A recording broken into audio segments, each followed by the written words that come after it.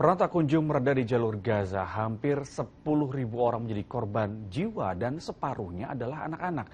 Perang bukan hanya menciptakan tangis dan air mata sesaat, tetapi juga trauma yang berkepanjangan, terutama bagi anak-anak. Seperti apa dampak perang bagi anak-anak di Gaza? Kita ikuti diskusi bersama Dana Paramita.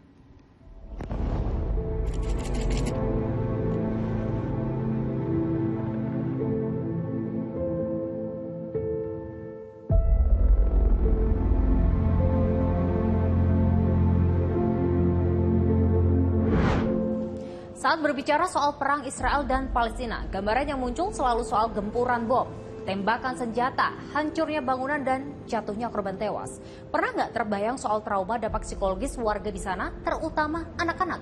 Kita diskusi.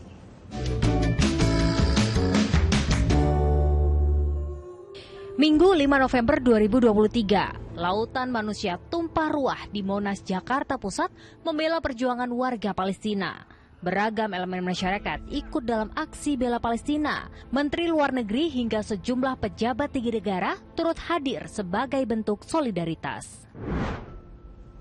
Gencatan senjata terus diserukan oleh warga dari berbagai belahan dunia. Namun perang tak juga mereda. Resolusi Perserikatan Bangsa-Bangsa sudah menyerukan gencatan senjata kemanusiaan antara Israel dan Palestina. The result of the vote is as follows. In favor 120, against 14, abstentions 45.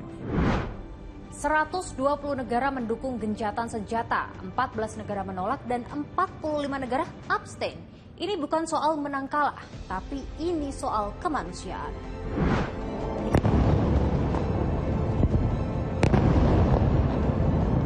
Tak ada lagi tidur nyenyak bagi warga Gaza sejak terjadinya konflik bersenjata antara Israel dan Palestina.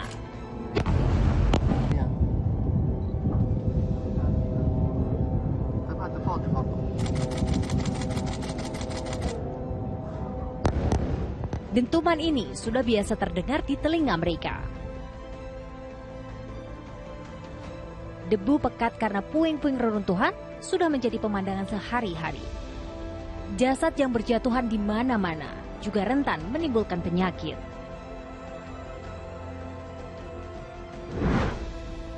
Konflik antara Israel dan Palestina menjadi peristiwa yang memilukan karena memakan korban dari kelompok yang paling lemah, yakni anak-anak. Kementerian Kesehatan Palestina mendata per 5 November 2023, jumlah korban tewas di Gaza mencapai 9.770.000 jiwa, 4.008 diantaranya adalah anak-anak. Angka ini nyata karena setengah dari 2,3 juta penduduk Gaza adalah anak-anak. Saya berdiskusi dengan seorang psikolog klinis. Menurutnya, dampak perang membuat anak-anak rentan mengalami trauma hingga gangguan kecemasan. Anak-anak di Gaza ini pasti mengalami yang namanya gangguan kecemasan.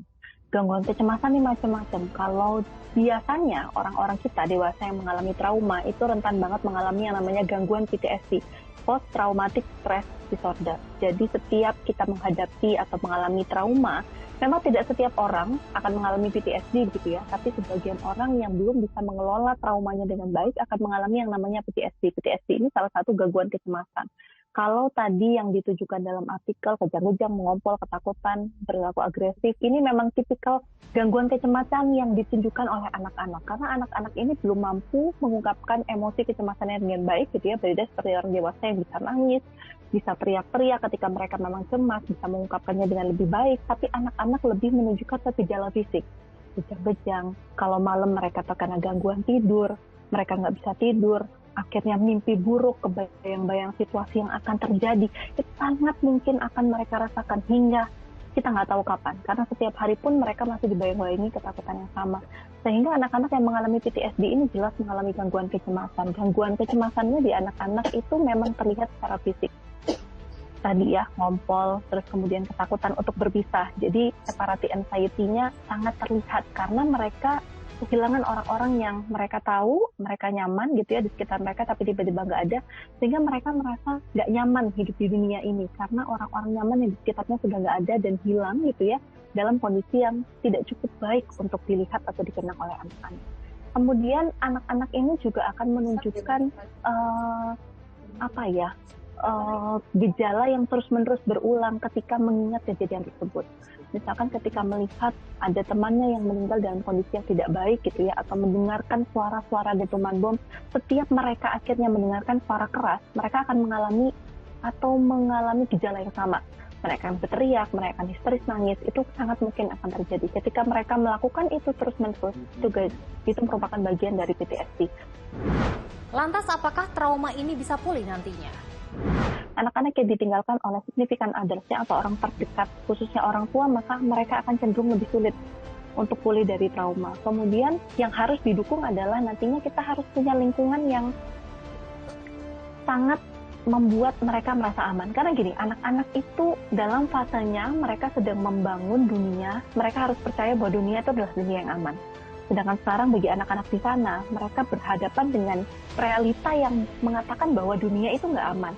Sehingga nanti ketika perang ini selesai, tugas kita adalah membuat mereka meyakini bahwa dunia itu aman untuk mereka tetap melanjutkan hidup. Itu tugas kita bersama. Kemudian yang harus kita bangun kepada mereka adalah mereka punya kemampuan regulasi emosi yang bagus. Ketika nantinya mereka mengalami hal yang sama atau mengingat hal yang sama, gimana caranya mereka punya kemampuan emosi yang bagus sehingga mereka tidak akan terbawa nih gejala-gejala yang mereka munculkan saat perang ini berlangsung dan nantinya setelah perang ini selesai. Tidak ada satupun warga sipil yang layak menjadi korban peperangan, apalagi anak-anak. Mari ciptakan dunia yang penuh kedamaian untuk anak-anak di masa depan.